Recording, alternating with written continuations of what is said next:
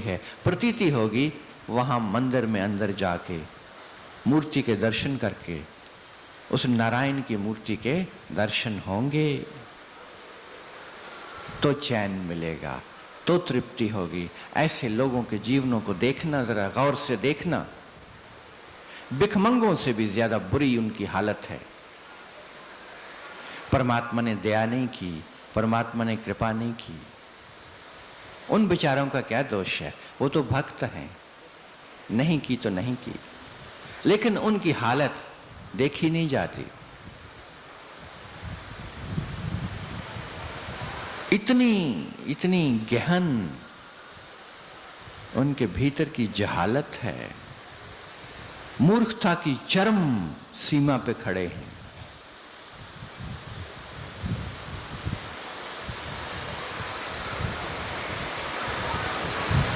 इसीलिए तो दुख है कि तुम दूर ढूंढते हो, दूर है, वहां जाना है, वहां पहुंचना है।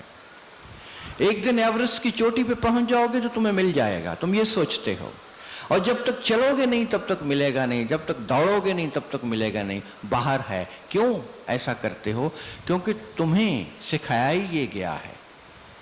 संसार के प्राणी ने एक ही शिक्षा ली है कि अगर पाना है तो चलना पड़ेगा, अगर पहुंचना है तो वहां दूर मिलेगा, उसके लिए बहुत यातनाएं करनी पड़ेंगी, उसके लिए काम करना पड़ेगा। तुम्हें 10 पैसे भी कमाने हैं तो तुम्हें दुकानदारी करनी पड़ेगी। तुम्हें जो भी पाना है उसके लिए कुछ कृत्य चाहिए, उसके लिए कर्म चाहिए, उसके लिए बहुत ज्यादा तुम्हें अपने आप को होमने की जरूरत है। तुम्हें कार खरीदनी है तो उसके लिए बड़ा पैसा चाहिए, पैसे के लिए कमाई चाहिए, पसीना पसीना होना पड़ेगा, जूझना पड़ेगा संसार के साथ, तब जाकर के पैसा इकट्ठा होगा, फिर उस पैसे की कार आएगी। लेकिन सुख कब आएगा? क्या कार मिलने से सुख आ जाएगा? क्या उसमें सुख है? ये जितने कार वाले हैं वो सुखी हैं? लोग साइकिल से कार तक पहुंच गए लेकिन सुख न बढ़ा, सुख न मिला, सुख में कुछ कोई ना हुआ, फर्क पड़ा। दुख वैसे का वैसा निर्मित हो गया, बल्कि दुख और हो गया। पहले तो 7 घंटे नींद ले लेते थे, अब 4 घंटे भी नींद नहीं आती। आते हैं बेशुमार लोग आते हैं, महाराज जी कार तो आ गई, सब ठीक हो गया है, लेकिन रात को नींद नहीं आती। अब नींद कैसे आ सकती है? तुमने खुद ही अपना आयोजन ऐसा कर लिया है कि नींद नहीं आ सकती तुम्हें।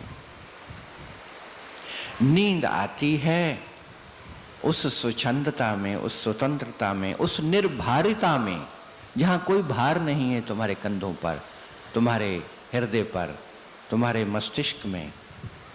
जब तक तुम निर्भर नहीं हो जाते हो, नींद कैसे आ सकती है? मन चल रहा है, हर समय चल रहा है, हर समय चल रहा है।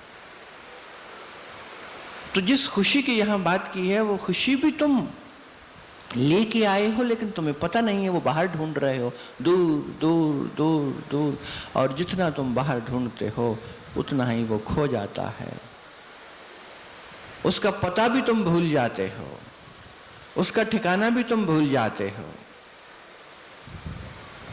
और मैंने तुमसे कहा कि गम, कि दुख तुम्हारे अपने कारण है, तुम्हारे अपने कारण है। जब तुम पहले पहले यहां आए थे, जब तुम पहले पहले उतरे थे, तो बिल्कुल कोरे थे।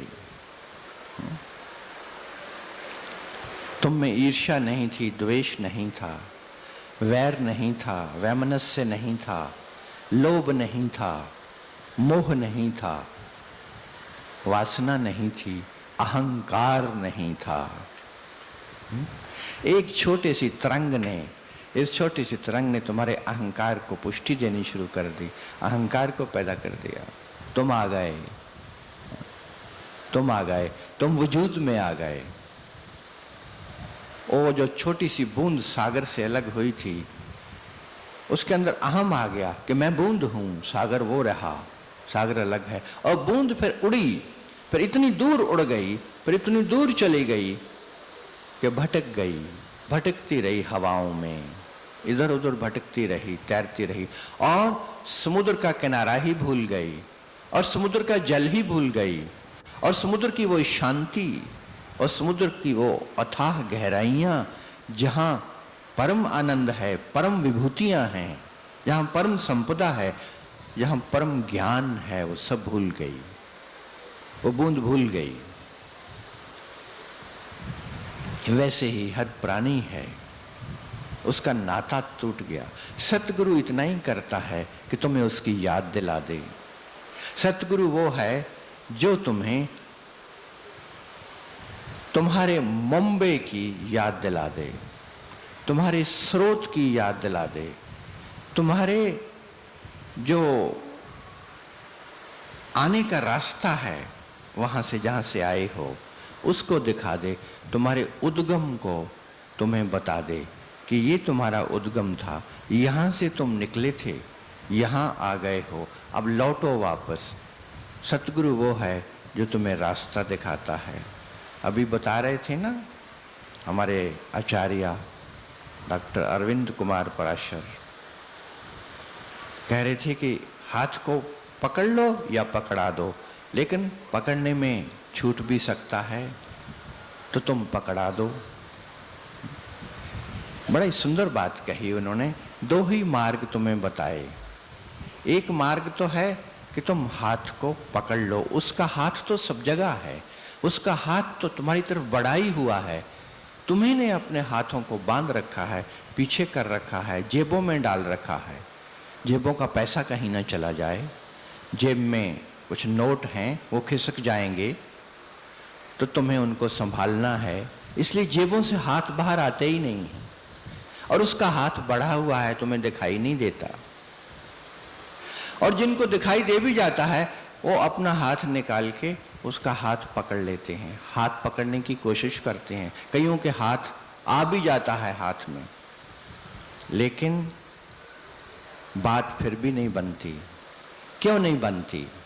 इसलिए नहीं बनती कि तुमने परमात्मा का हाथ पकड़ करके भी नहीं पकड़ा। तुमने हाथ पकड़ा है अपनी शक्ति से। तुम कह रहे हो कि मेरे में शक्ति है, मेरे हाथ में शक्ति है, ऊर्जा है, मैंने पकड़ रखा है। जब चाहो छोड़ दो, तुम्हारी मर्जी है। जब चाहो ढीली कर दो अपनी गिरफ्त, अपनी मुट्ठी को ढीला कर दो तो छूट गया। तुम्हारे ऊपर है। तुम समझते हो मैं सत्तावान हूं, मैं अहंकार मेरा। जिसने हाथ पकड़ा हुआ है वो अहंकारी है, तो अहंकारी की तरफ तो परमात्मा देखता भी नहीं है, उसकी तरफ तो मुंह भी नहीं करता है।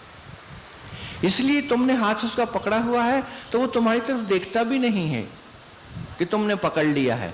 पकड़ा है तो अपनी मर्जी से पकड़ा है, अपनी मर्जी से छोड़ भी दोगे और समझते हो कि ये मेरा प्रयास है, ये मेरी शक्ति है, मैंने किया है, मेरे करने से ऐसा हुआ है। तुम्हें अपने प्रयास पे भरोसा है, उसके प्रसाद पे भरोसा नहीं है। तुमने ये नहीं कहा कि हे प्रभु तेरे चरणों में मैं गिर गया, मैं समर्पित हो गया। तुम चाहो तो ठोकर मार के चले जाओ, चाहो तो उठा लो। और ठोकर कभी मारी नहीं जाती। जहां निरहंकारिता है, जहां समर्पण है, वहां कोई ठोकर मारने वाला नहीं है तुम्हें। वहां तो तुम्हें हाथ तो क्या पकड़ाएगा, वो तुम्हें उठा के अपने कंधों पे बैठा लेता है परमात्मा। और फिर कंधों पे बैठने से तुम्हें इतनी दूर तक दिखाई देता है जितना दूर तक परमात्मा को भी दिखाई नहीं देता। तुमने देखा ना कि बाप के कंधों पर बेटा बैठ जाता है, तो जहां तक बाप देख सकता है बेटा उससे भी आगे देखने लग जाता है। परमात्मा तुम्हें कंधों पे उठा लेता है, लेकिन तुम गिर गए हो, तुम मिट गए हो, तुम पूरी तरह से शरणागत हो गए हो, तुम्हारा पूरी तरह से समर्पण हो गया है और तुम्हारी पुकार भीतर की सच्ची है कि मुझे उठा लो, मुझे सहारा दो, मुझे अपना हाथ दो। तो वो हाथ तो क्या, दोनों हाथों से तुम्हें उठा के ऊपर कर देता है। दूसरे का हाथ पकड़ने में बड़ी परेशानी है। क्या पता कब छूट जाए, कब छूट जाए, कब निकल जाए हाथ। ऐसे ही एक बच्चा मेले में घूम रहा है, उसने बाप का हाथ पकड़े हुए है और मेले में धक्का लगता है, लोग रेल पेल कर रहे हैं, काफी सारे लोग आ जाते हैं, धक्के से बेटा गिर जाता है, उसका हाथ छूट जाता है बाप से, भीड़ में गुम हो जाता है, भीड़ में खो जाता है, भीड़ बहुत है, कुचला जाता है पांव के नीचे आके। और अगर अपने आप को बचा भी लेता है तो देखता है आसपास बाप नहीं है। उतनी देर में बाप भीड़ से अलग हो गया, भीड़ ने बाप को बच्चे से अलग कर दिया। अब वो रोता है, अब वो चिल्लाता है, अब मेला अच्छा नहीं लगता संसार का, अब रोता है। तुम वैसे भी नहीं हो। मैं देखता हूं कि प्राणी ना तो हाथ पकड़ा रहा है ना पकड़ ही रहा है। अगर पकड़ भी लेते हाथ और कोई बात नहीं, छूट भी जाता, तो उस संसार में, इस मेले में तुम रोते तो अपने बाप के लिए, तुम पुकार तो उठाते, पापा पापा तो करते, तो कोई राह चलता हुआ भी, कोई भीड़ वाला है कोई आदमी तुम्हें कहता आओ बेटे तुम्हें तरह हमारे पापा से मिला देते हैं, तुम्हें ले जाता, तुम्हें उठा कर बैठा देता अपने दफ्तर में, अपनी दुकान पर जो उसने मेले में सजा रखी है, और अनाउंस करवा देता कि किसी का बच्चा खो गया है, बच्चा यहाँ है। वो फिर भी बाप से मुलाकात हो जाती। अब वो गलती नहीं करेगा दोबारा बच्चा, अब वो बच्चा खुद नहीं पकड़ेगा हाथ को क्योंकि ठोकर खा चुका है, अब वो हाथ पकड़ाएगा अपने बाप को। तुम इतना भी अगर करना सीख जाओ तो एक ना एक दिन उसका हाथ तुम्हें पकड़ ही लेगा, लेकिन तुम पकड़ते भी तो नहीं हो उसका हाथ। और वो जो बच्चे को रोता हुआ देख करके अपनी दुकान पर ले गया है कि उसको बाप से मिलाना है, उसको अपने पापा से मिलवाना है, क्योंकि वो रो रहा है, बेचैन है, बाप के बगैर कुछ अच्छा नहीं लग रहा, मेला दुखमय हो गया है। वही मेला जो सुखी था, वही मेला जो सुख दे रहा था, वही मेला जहाँ पर वो लगे हुए थे बैलून, और वो देख देख के खुश हो रहा था, जहाँ खिलौने सजाए हुए थे और खिलौनों की तरफ मुड़ मुड़ के देखता था, जहाँ मिष्ठान्न थे, खाने की चीज़ें थीं और बच्चा रमा हुआ था, उनके अंदर वो ऐसा चहक रहा था, ऐसा खिला हुआ था कि उसको कोई गम नहीं था, कोई दर्द नहीं था। बाप के छूटते ही दर्द शुरू हो गया, बाप के छूटते ही वो सामान वैसे का वैसा लगा हुआ है, वो दुकानें वैसे ही सजी हुई हैं, वो बैलून वैसे ही उड़ रहे हैं आकाश में, वो खिलौने वहीं के वहीं हैं, वो सब मेला वैसा का वैसा है, लेकिन वो नहीं है, पिता नहीं है, परमात्मा नहीं है, बाप नहीं है, तो सब दुखमय हो गया है, तो कुछ भी अच्छा नहीं लगता है। तो जिसने उसको बच्चे को ले करके बिठा लिया है अपने पास और बाप की तलाश करके बाप से मिलवा दिया है, उसका नाम है सतगुरु। वो है सतगुरु। बस इतना ही काम है और कोई काम नहीं उसका। लेकिन तुम उठो तो, तुम पता तो लगे तुम्हें, तुम रो तो, तुम पुकारो तो, तुम आवाज तो दो। और उसके लिए तुम्हें छत पे चढ़ करके नहीं पुकारना। हमने एक बार ऐसा ही कहा तो एक माँ कहती है कि मेरा बच्चा छत पे जाके सुबह से शाम तक जोर जोर से पुकारता रहता है, गुरुजी गुरुजी गुरुजी, मुझे संभालो, मुझे संभालो। तुम ऐसे मत करने लगना।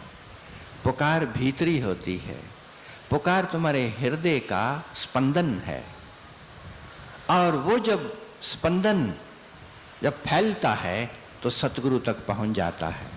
जहां भी है सतगुरु, तुम स्पंदित हो, तुम स्फूर्त हो, तुम्हारे हृदय के अंदर से पुकार उठ रही है, बस इतना काफी है। वो पुकार दूर दूर तक जाती है, दूर दूर तक जाती है और सतगुरु के हृदय को छू लेती है, क्योंकि सतगुरु खुला है, वो सब जगह है। वो सब दिशाओं में है। वो तो पुकार सुनने के लिए बेताब है। मैंने कल कहा था ना कि जब तक पुकार नहीं उठती, जब तक प्यास नहीं उठती, तब तक तुम्हारी प्यास बुझाने का आयोजन प्रकृति नहीं करती, तब तक वो तामझाम नहीं उठता है। जब तक भूख नहीं लगती है तब तक भोजन नहीं मिलता है। इसलिए पुकार, और उसी पुकार में सतगुरु है, उसी पुकार में परमात्मा है, और उसके मिलते ही फिर से तुम खोई हुई प्रसन्नता, खोई हुई खुशी को पा लेते हो। वो खोया हुआ जो सा वो सब मिल जाता। वो मिला हुआ था, दूर था, फिर से मिल जाता है। तो मैं तुम्हें कह रहा था कि जिन्होंने भी ध्यान के मार्ग पर चलना शुरू किया है, सबसे पहला प्रमाण उनके जीवन में इस बात से लिया जाएगा कि वो कितने खुश रहते हैं। जिसके जीवन में खुशी नहीं उतरती है, जिसके जीवन में प्रसन्नता नहीं आती है, वो समझ ले कि या तो वो ध्यान कर नहीं रहा या वो गलत रास्ते पर है। ये सबसे पहला होना चाहिए काम, खुशी का, प्रसन्नता का। लेकिन छोटी छोटी चीजें तुम्हारे बीच में रुकावट डालती हैं। कल हमने अपने प्यारे अरविंद को चोला पहनाया मानवता का, और उनको आचार्य का पद दिया। कुछ लोग मेरे पास आए, बड़े खुश थे, बड़े खुश थे, मुस्कुरा रहे थे। तो कहते थे, महाराज जी आपने बहुत अच्छा काम किया। मैंने कहा आपके कहने की जरूरत थी, नहीं तो शायद मैं सोचता मैंने बुराई काम किया है। तुम्हारी गवाही जरूरी थी, तुम गवाही नहीं देते तो मुझे कैसे पता लगता। एक दूसरा आदमी आया, वो कहने लगा, महाराज जी ये आपने बहुत अच्छा किया कि एक ब्राह्मण को आपने बना दिया आचार्य। मैंने कहा भाई बात तो ठीक है, मैंने तो ब्राह्मण को ही देख करके आचार्य बनाया है, अगर शूद्र होता तो कभी ना बनाता। क्योंकि शूद्र और ब्राह्मण का क्या मुकाबला, दोनों में कितना अंतर है, दोनों में कितना अंतर है। उस पूछने वाले को, बैठे हैं वो, बैठे हैं पीछे, उस पूछने वाले को हाथ उठाने की जरूरत नहीं है। उस पूछने वाले को ये पता होना चाहिए कि ये जो देह है, इसको तुमने किसी को ब्राह्मण कह दिया, किसी को शूद्र कह दिया, किसी को वैश्य कह दिया, ये बाहर का खोखला है, बक्सा है, जिसको खराब होने पर, टूटने पर तुम जला दोगे। जो ये बक्सा थोड़े समय के लिए है, ये खराब हो जाएगा, टूट जाएगा, तो इसको जलाना होगा, इसको बर्बाद कर देना होगा, इसको फेंक देना होगा। इसके जो तत्व हैं वहां से, जहां से आया है वहीं चले जाएंगे। ये जो पुतला है, इसको तुमने ब्राह्मण कह दिया क्योंकि ब्राह्मण के घर से निकला, क्योंकि ब्राह्मणी की गोद से आया, किसी ब्राह्मणी ने पैदा किया, तो वो ब्राह्मण हो गया।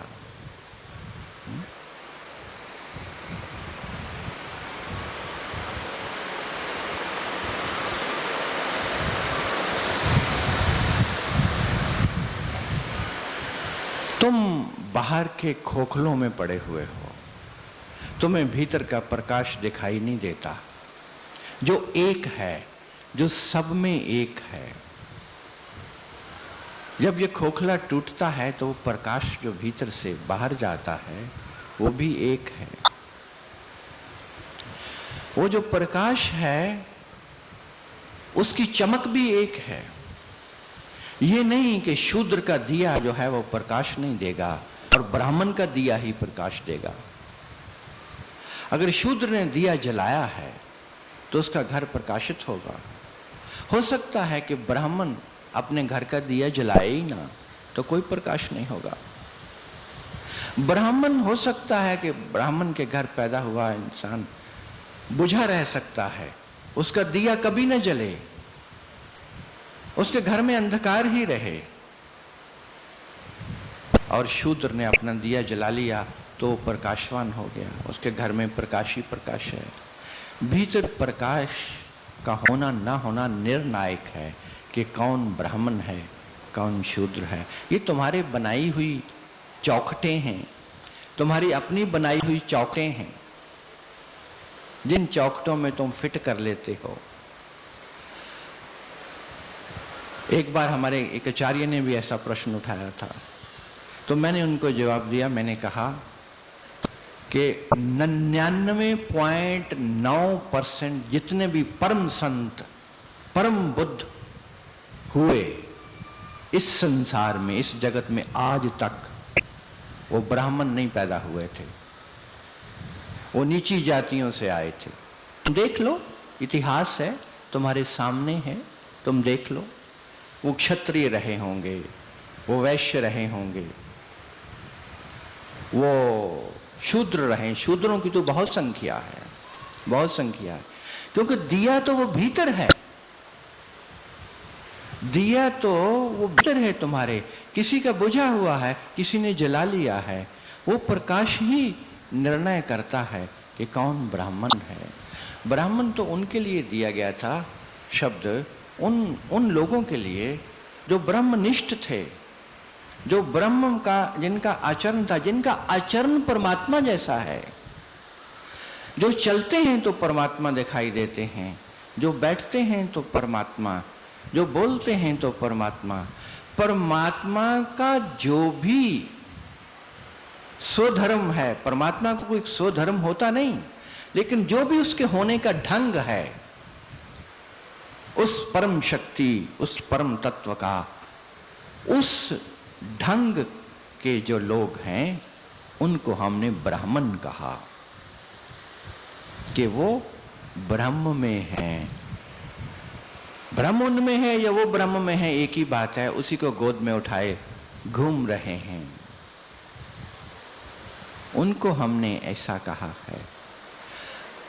बात तुम्हारे अंदर की है। शूद्रों से नफरत मत करना, जो छोटी जाति के हैं उनसे नफरत मत करना। नफरत करोगे तो कहीं के ना रहोगे, कहीं के ना रहोगे, क्योंकि ये देख के नहीं तय करता है सतगुरु कि कौन ऊंची जाति का है, कौन नीची जाति का है। सतगुरु तो भीतर की संभावना को देखता है। सतगुरु तो पारदर्शी है, जो देख लेता है कि इसके भीतर का बीज फूट सकता है, उस पे फल लग सकते हैं, वो अपनी चरम उपलब्धि को प्राप्त हो सकता है, वो परम बुद्धत्व को प्राप्त हो सकता है। अगर हो सकता है तो उसको हौसला देता है, तो उसको थापी देता है, तो उसके ऊपर अपना हाथ रखता है, तो उसको साथ ले चलता है, तो उसको अपनी उंगली पकड़ा देता है कि आओ, तुम्हें साथ ले आया जा सकता है। ये तो एक ऐसे ही साधन है। मैं तो आचार्यों के बनाने के विरोध में हूं, सच्ची बात है। मेरे आचार्य जो मित्र हैं बैठे हुए मेरे साथ, वो ये जानते हैं। मैंने मानवदयाल जी को भी यही कहा था। मैंने कहा किस लिए आप आचार्य खड़े कर रहे हैं, क्या करना है? किसी ने मुझे कल कहा कि सतगुरु की दुम को उठाने के लिए कोई चाहिए, उसकी दुम नीचे लटक रही है, तो कोई झोली उठाने वाला, कोई दुम उठाने वाला चाहिए, तो आचार्य बना दो।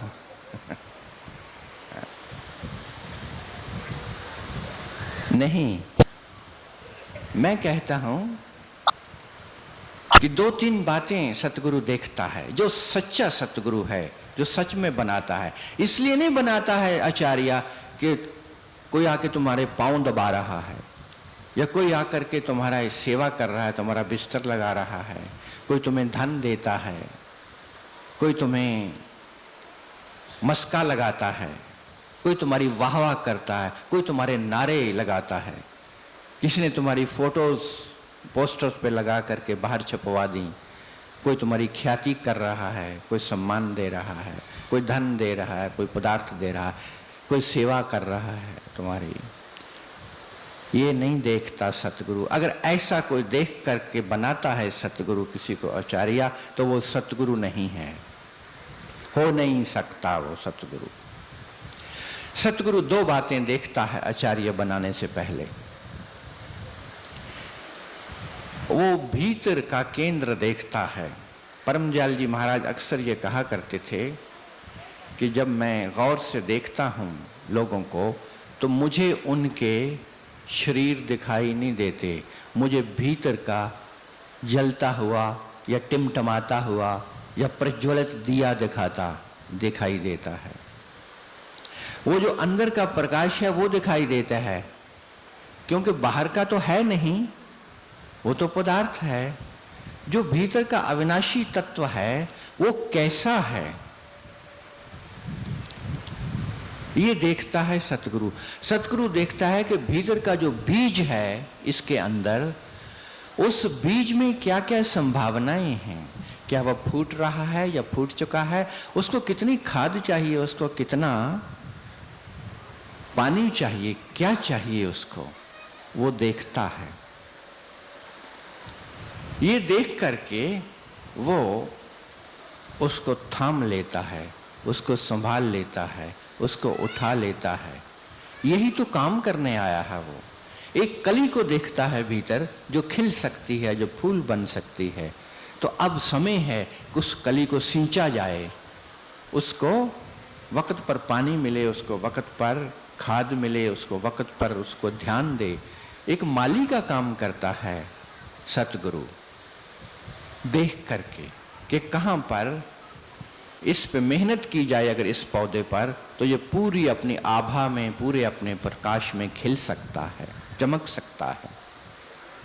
और दूसरी बात वो ये देखता है कि कौन चमक गया है, कौन खिल गया है, किस में पूरा प्रकाश आ गया है। हुजूर मानवदयाल जी महाराज अपने सतगुरु को मैं हमेशा ये कहा करता था कि जब तक प्रकाश और शब्द नहीं खुल जाता, कम से कम प्रकाश और शब्द संसार है।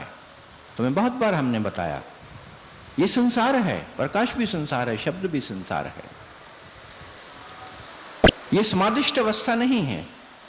लेकिन हम इतना उनसे कहा करते थे कि आप उसको बनाएं, सतगुरु का दें ये स्थान, आचार्य उसको बनाएं जिसके भीतर कम से कम प्रकाश और शब्द हो गया है।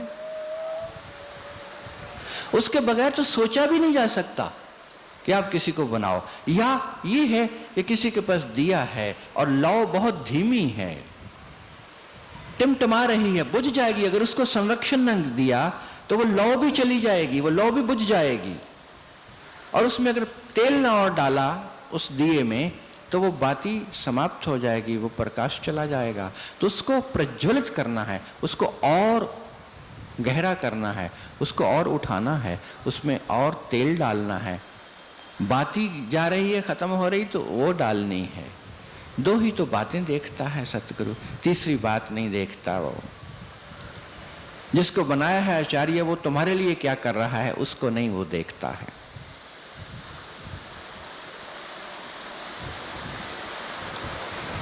और आचार्य इसलिए नहीं बनाए जाते हैं कि कोई दुम उठाए, कोई झोली उठाए जैसे तुमने सोचते हो। नहीं, आचार्य इसलिए होता है कि काम न रुके, काम न रहे। सतगुरु है तो विराट, है तो अनंत असीम, लेकिन है तो देह में, है तो सीमा में। एक दृष्टि से वो सीमा में है, दूसरी दृष्टि से वो असीम है। और काम वो असीम पैमाने पे कर रहा है, लेकिन वो चाहता है कि ये काम रुके नहीं, ये चलता रहे, ये चलता रहे। इसलिए वो बीज बोता ही रहता है, वो चलता ही रहता है, करता ही रहता है। हालांकि मैं मूलतः आचार्यों की नियुक्ति के विरोध में रहा हूं, आज भी हूं, आगे भी रहूंगा, क्योंकि मेरी अपनी अवधारणा अलग है। आचार्य बनाए नहीं जाते। मैं कौन होता हूं आचार्य बनाने वाला? मैंने कल भी कहा कि मैं सारे संतों और सिद्ध पुरुषों और परम संतों और अवतारों और परमात्मा की सारी उन शक्तियों का आवाहन करके, उन शक्तियों को उतार करके, उनकी इजाजत से, उनकी आज्ञा से और उनके आशीर्वाद से आपको आचार्य नियुक्त करता हूं, आचार्य की घोषणा करता हूं। मैं नहीं हूं बनाने वाला, मैं कौन होता हूं? बने हुए आते हैं। आचार्य इस धरती पे पैदा नहीं होते, इस धरती पे नहीं बनाए जाते हैं, इस धरती पे नहीं उगते हैं। ना संत उगता है, ना आचार्य उगता है, ना सतगुरु उगता है। वो पहले से ही निर्णीत है, वो पहले से ही उसका फैसला हो चुका है। मेरे हाथ में कुछ नहीं। वो ऊपर से ही उतरता है। वो उस प्रतिभा को, उस विवेक को, उस प्रज्ञा को लेकर के ही उतरता है जो उसने काम करना है। कौन बनाता है? कोई नहीं बनाता। मुझे जिस वक्त आचार्य बनाया गया था, मैं भाग गया। मैंने कहा मैंने आचार्य नहीं बनना। कई बार भागता रहा।